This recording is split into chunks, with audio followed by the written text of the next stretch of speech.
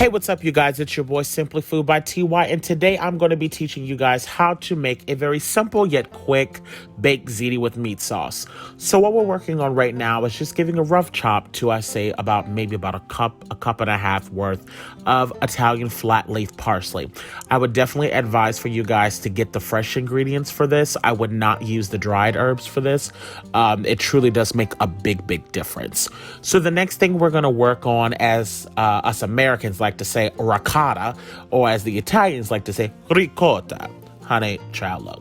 I'm using roughly about 3 cups. However, if you guys want to know how to make that from scratch, just let me know down in the comment section and I'll do a video for you guys.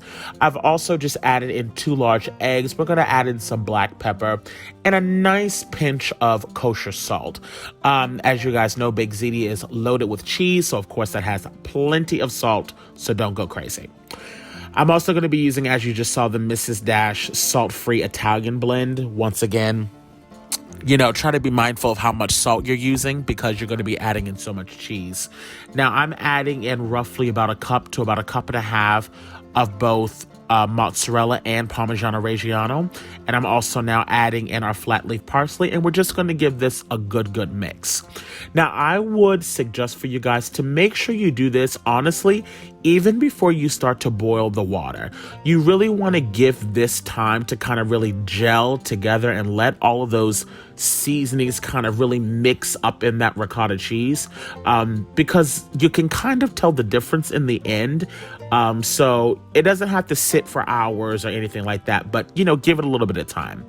As far as the pasta, y'all should know how to boil pasta, honey.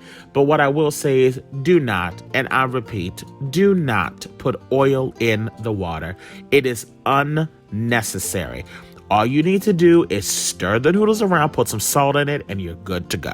Don't put no oil in it. Now, as far as the meats here, that's roughly about 2 pounds of ground beef, and then just, you know, 1 package of the hot Italian sausage. Now, if you really want to elevate this and you do have time to do it, I would definitely say use my bolognese sauce for the meat sauce in this recipe, okay? I'm going to leave the link up right now. It should have just popped up on the screen. Check if you know in advance that you're going to make this and you really want this to be something fancy, make the bolognese sauce. It's the biggest difference. This right here, what you're looking at, is just a very quick version. You know what I'm saying? So what we've added to this was some crushed red pepper flakes, about 1.5 tablespoons of both onion powder and garlic powder. And then we're going to be using my own personal seasonal salt, which I will be selling soon.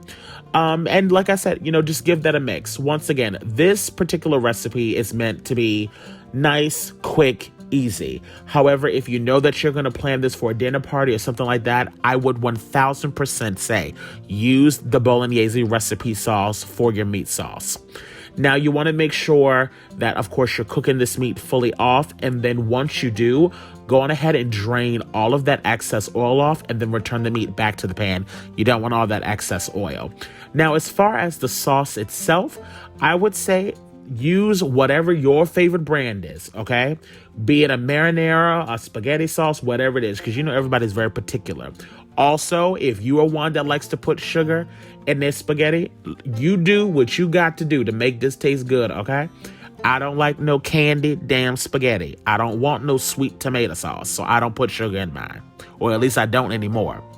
What I will say, though, is make sure that you're not using too much. As you can see, you want this meat sauce to stay nice and rich and hearty. So don't go too wild with adding too much sauce.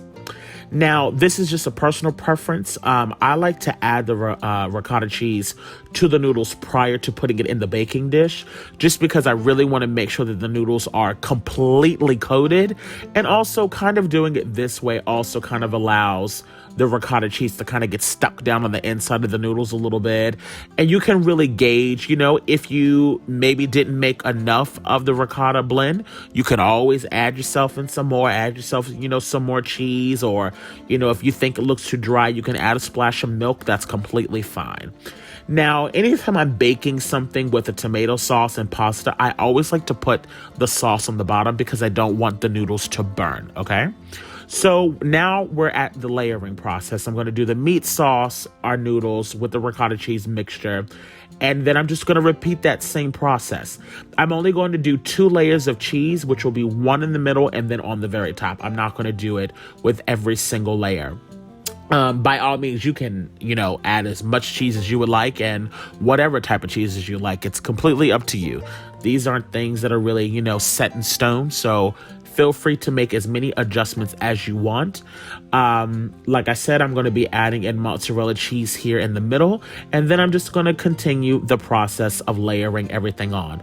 Now, this is a pretty deep pan, so I was able to get in, I think it was 3 layers total is what I managed to get. And it didn't overflow, which I was definitely grateful for, honey, because I was not trying to have to clean that damn mess up.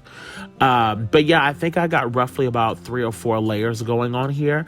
Now, the next thing that you're going to want to do is once you got all of that in, you're going to top it off with some mild cheddar or sharp cheddar or whatever type of cheese you would like. And then you're also going to use some mozzarella cheese as well. Now, you want to make sure that you have your oven preheated at 350 degrees because we're going to pop this in the oven for roughly, I say, about 45 minutes, and it is going to come out bubbling. And oh my God, you know this just, y'all just look at it. Now tell me that don't look damn good. Honestly. Like I said, pop it in the oven for about 45 minutes. I would let it sit for about 10 minutes or so before you go digging into it so that it has time to really thicken up and, kind of set a little bit. Honey, get yourself some bread, a salad, a glass of wine, and call it a day. You've made yourself a fabulous meal. Look, if you are new to my channel, welcome to Simply Food by TY. I hope you've enjoyed what you've seen thus far. If you're one of my returning subscribers, well, y'all babies know I love y'all so much. And as always, y'all babies stay cute and take care. Y'all just look at the plate. Honey, I'm hungry. Goodbye. Slaying in the kitchen. Simply Food by TY. We hope that you enjoyed it. Simply Food by TY. If you haven't took the time, make sure you subscribe. Thanks for watching. Thanks for watching. Thanks for watching Simply Food by TY.